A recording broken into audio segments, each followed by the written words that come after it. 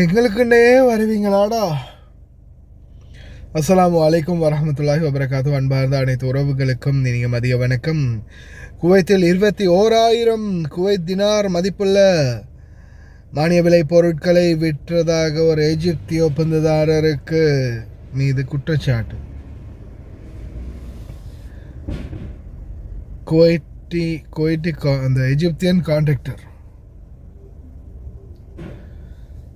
மானிய பொருட்கள், அதாவது குவைத்திலிருந்து குவைத்து மக்களுக்கு மட்டும் வழங்கக்கூடிய பொருட்கள், ரேஷன் பொருட்கள், தொமீன் அப்படின்னு சொல்லக்கூடிய பொருட்கள், இன்னும் சில பொருட்கள் நான் ஆல்ரெடியே உங்களுக்கு சொல்லியிருக்கிறேன். அந்த ஜமியாக்களில் விற்கக்கூடிய குபுஸில் இருந்து பிரெட் மற்றும் மெக்கரோனி, மாவு பேக்கெட், இந்த மாதிரியான எந்த ஒரு பொருளுமே நம்மளுக்கு வெளியில் கொண்டு போகிறதுக்கோ இந்த நாட்டுக்குள்ளே நம்ம வேறையா அதை எடுத்து விற்கிறதுக்கோ அனுமதி இல்லை. அது மானிய பொருட்கள்.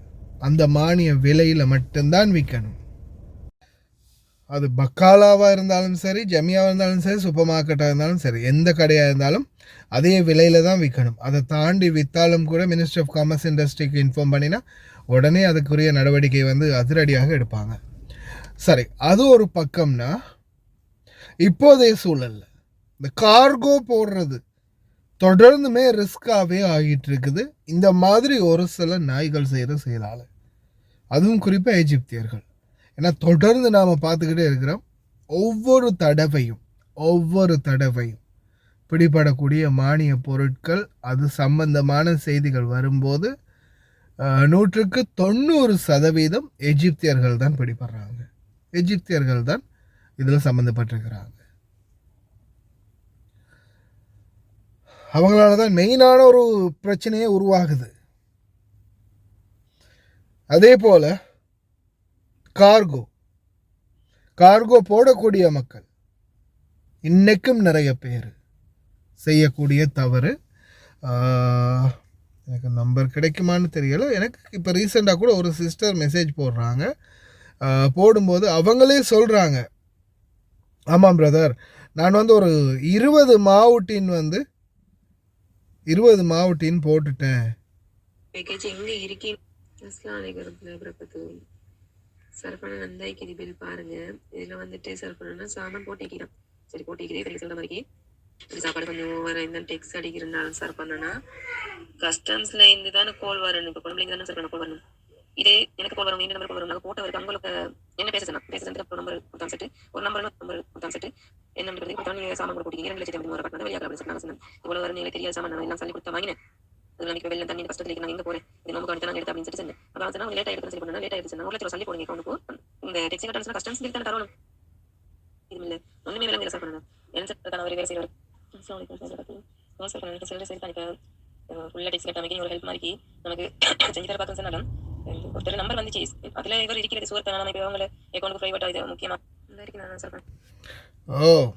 நம்பர் அந்த சிஸ்டர் போட்ட மெசேஜ். அவங்க கிட்டத்தட்ட 2,00,000 கிட்ட டெக்ஸ்ட் வந்திருக்குதான். சரியா? அவங்க சொன்னது. அதுக்கு பிறகு அவங்க அந்த மெசேஜில் போட்டிருந்தாங்க நினைக்கிறேன், மெசேஞ்சரில் போட்டிருப்பாங்கன்னு நினைக்கிறேன். உண்மைக்கு தான் நான் ஒரு 20 மாவு டின் மாதிரி போட்டிருந்தேன் அப்படின்றத அவங்களே ஒப்புக்கொண்டாங்க.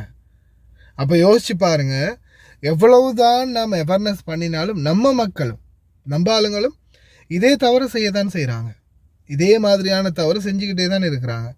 நம்ம எவ்வளவு தான் அவங்களுக்கு அவேர்னஸ் பண்ணினாலும் அதே தவிர திருப்பி நம்மளுடைய மக்கள் தொடர்ந்துமே செஞ்சுக்கிட்டே தான் இருக்கிறாங்க. அதே மாதிரி வியாபாரிகள். இப்போ ரீசெண்டாக ஒருத்தர் துண்டை காணும், துணியை காணும், அதை காணும், இதை காணுன்னு ஒருத்தர் கத்திக்கிட்டு இருந்தார். இந்த மாதிரி கார்கோவில் போட்டதை இப்படி ஆகிடுச்சு அப்படின்னு. கடைசியில் அந்த வீடியோ வெளியாகிச்சு இல்லையா? வீடியோ ஃபோட்டோஸோடு வெளியாகிச்சு. நீங்களே பார்த்தீங்க எவ்வளோ பொருட்கள் எல்லாமே பார்த்தீங்கன்னா பிஸ்னஸ் பொருட்கள். இப்படி வியாபார பொருட்களை போட்டால் நாட்டில் அப்போ எல்லாருமே தொடர்ந்து வியாபார பொருட்களை போட்டு எல்லாருமே பிஸ்னஸ் பண்ணினா அப்போ நாட்டில் ஏற்றுமதி இறக்குமதி அதற்குரிய வரி அப்படின்ற ஒன்று இல்லாமல் போனால் அப்போ அரசாங்கம் எப்படி நடத்துறது? அப்போ நாட்டில் நடக்கக்கூடிய வியாபார தலங்கள் அதுக்குன்னு கடையை திறந்து அதுக்குன்னு பொருட்களை வாங்கி போட்டு இறக்குமதி பண்ணி ஏற்றுமதி பண்ணி பொருட்களை வாங்கி போட்டு வியாபாரம் பண்ணுறவங்களுடைய நிலை என்ன ஆகுறது? நாட்டுக்கு வரக்கூடிய வருவாய் டெக்ஸ் என்ன ஆகிறது? அப்போ அதுக்குன்னெல்லாம் ஒரு சட்டம் இருந்தால் தான் அதுக்குரிய ஏற்பாட்டில் நடக்கும். அடுத்தது இந்த வெளிநாட்டு பொருட்கள். மனிதர்கள் இப்போ நம்மளுடைய இந்த வெளிநாடுகளில் வேலை செய்யக்கூடிய தொழிலாளர்கள் ஒரு குடும்பத்திட அந்த தேவைக்கு ஏற்ற மாதிரி பொருட்கள் அனுப்புவாங்க. இது சில மிருக ஜாதிகள், அது மனிதர்கள் செய்யக்கூடிய செயல். சில மிருக ஜாதிகள் என்ன செய்யுதுன்னா, சில மிருக குணம் படைத்தவங்க வேணுமென்ன மாதிரி அவங்கள்ட்ட காசு இருக்கிற திமிரில் அப்படி செய்கிறாங்களான்னு தெரியல, அதிகமாக எந்த அளவுக்கு ஏழுமோ அந்த அளவுக்கு லோட் பண்ணி அனுப்புகிறாங்க. ஒரு லிமிட் வச்சுக்கோங்க. சாப்பாடு சாமானாக இருந்தாலும் சரி, வேறு எந்த பொருட்களாக இருந்தாலும் சரி, ஒரு லிமிட் இருக்கட்டும்.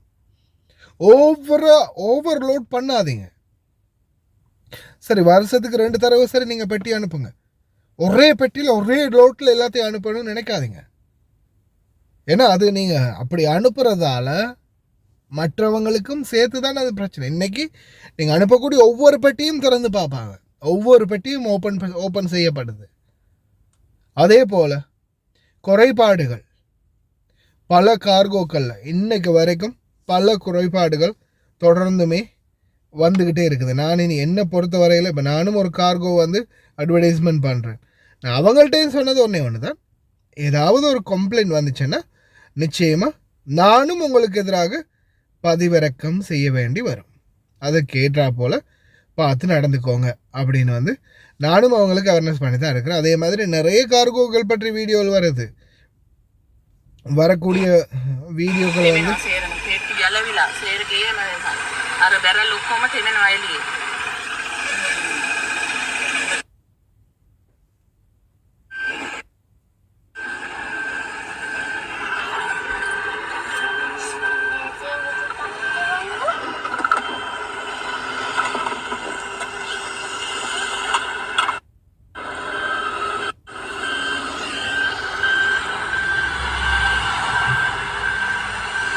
மழை பெய்யுது, பெட்டியெல்லாம் வெளியில் பெட்டிகள் நனைஞ்சிக்கிட்டு இருக்குது அப்படின்ற மாதிரி ஒரு சகோதரி வீடியோ போட்டிருக்கிறாங்க. அதே மாதிரி இப்போ பார்த்திங்கன்னா இப்போ ரீசெண்டாக நிறைய வீடியோக்கள் சோஷியல் மீடியாவில் அதிகமான வீடியோக்கள் பகிரப்படுது.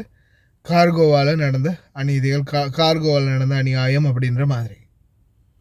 கார்கோ உரிமையாளர்களும் தயவு செய்து இந்த மக்கள் பாதிக்கப்பட்டிருந்தால் அவங்களுக்கான சரியான தீர்வுகளை பெற்றுக் கொடுங்க.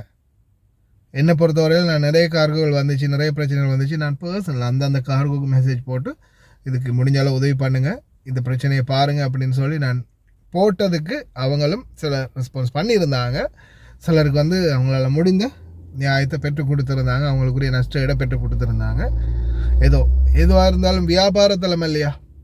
ஏன்னா நம்ம வீடியோ போடுறது பெருசு இல்லை, வீடியோ போட்டு ஒரு மக்கள் மனசில் இந்த இடம், இந்த கார்கோ, இந்த வியாபாரத்தலம், இந்த கடை, இந்த ஆள் தப்பானவங்க அப்படின்றது பதிஞ்சிச்சுன்னா அதுக்கப்புறமா வாழ்க்கையில் என்னதான் நடந்தாலும் சரிதான், அது மறக்கடிக்காது. அதே மாதிரி தான் இப்போ ஒரு இடத்துல ஒரு மிஸ்டேக் வரலாம். இப்போ வெள்ளம் சொல்லிட்டா நான் வரப்போகிறேன்னு யாருக்கு தெரியும் இந்த மாதிரி ஒரு நிலைமை வரும்னு? எல்லாமே பாதிக்கப்பட்டுச்சு.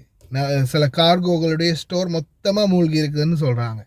சரி, அதுக்குரிய ஏற்பாடுகளை நிச்சயம் இவ்வளோ காலமாக நீங்கள் சம்பாதிச்சிங்க. இருக்கிற பொண்டாட்டிட காலில் இருக்கிற நகையை விற்று சரி நீங்கள் நஷ்டஈடு கொடுங்க. கார்கோ முதலாளிகளுக்கு சொல்கிறதுனா அதுதான். நீங்கள் மறுபடியும் நீங்கள் அதை சரியாக செஞ்சீங்கன்னா உங்களுடைய தொழிலும் விருத்தி அடையும், மறுபடியும் உங்களுக்கு கஸ்டமர் கிடைக்கும்.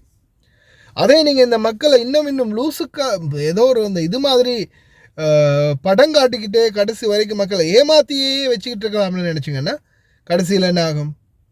எல்லாமே பொறுமை இழந்த மக்கள் போஸ்ட் போட ஆரம்பிப்பாங்க, வீடியோ போட ஆரம்பிப்பாங்க, சோஷியல் மீடியாக்களில் பரவும், வியாபாரம் அப்படியோ. அதுக்கு பிறகு ஒன்றுக்கும் வழி இல்லாமல் கடைசியில் நான் சொன்னதை தான் செய்வீங்க. போயிட்டு வீட்டில் இருக்கிற எல்லாத்தையுமே விற்று உங்களுடைய நிலைமைகளை சரி பண்ண வேண்டிய நிலைமை வரும். அதுக்கு முன்னாடியே செஞ்சுருந்தா பிஸ்னஸாவது மிஞ்சி இருக்கும். கடைசியில் நஷ்டஈடு கொடுத்தாலும் போன பேர் வராது. அதை புரிஞ்சு நடந்துக்கிட்டிங்கன்னா வியாபாரிகள், கார்கோ முதலாளிகள் நல்லா, அதே மாதிரி கஸ்டமர்ஸ் உங்களுக்கு நான் சொல்கிறது முடிந்த அளவு போராடுங்க, முடிந்த அளவு அவங்களோட பர்சனலாக ட்ரெக்கல் பண்ணுங்க, முடிஞ்ச அளவு பேசி போராடி உங்களுக்கான நியாயத்தை கேளுங்க.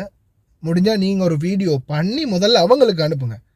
பப்ளிஷ் பண்ணி விட்டுருவேன் அப்படின்னு கொஞ்சம் மிரட்டுங்க. அதுக்கு மேலே அவங்க சரியான ஒரு இது தரலைன்னா அப்லோட் வேறு என்ன செய்வது. ஆனாலும் தயவு செய்து கொஞ்சம் 2 பேருமே பார்த்து நடந்துக்கோங்க. அதே மாதிரி இந்த தொம்மியின் பொருட்கள், வியாபார பொருட்கள்லாம் அதிகமாக போடாதீங்க, இருக்கிறதையும் இல்லாமல் பண்ணாதீங்க. தயவு செய்து சிந்தித்து செயல்படுங்க.